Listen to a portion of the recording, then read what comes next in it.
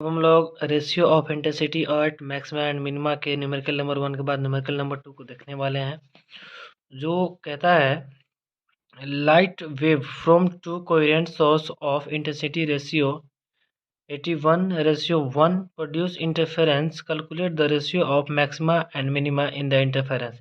Same उसी पर question है। सबसे पहले विथ में हम लोग जानते हैं, तो विथ के लिए W1/W2 इज इक्वल टू होता है I1/I2, और I1 के लिए हम लोग ए स्क्वायर लेते थे और I2 के लिए बी स्क्वायर, और यहाँ पर जो दिया हुआ है A² by B² is equal to जो रेशियो दिया हुआ है वो दिया हुआ है 81 पॉइंट रेशियो 1, तो 81/1। अब यहाँ से ये जब ए का स्क्वायर हटेगा तो इधर रूट चढ़ेगा, जब दोनों से स्क्वायर को हटाते हैं तो इधर से रूट चढ़ाएंगे तो ये अंडर रूट हो जाएगा।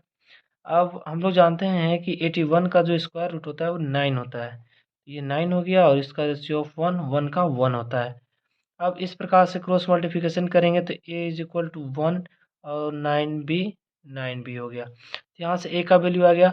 अब हम लोग जानते हैं आई maximum, intensity of maximum and intensity of minimum का रेशियो जो होता है A+B का होल स्क्वायर और A/A-B का होल स्क्वायर होता है।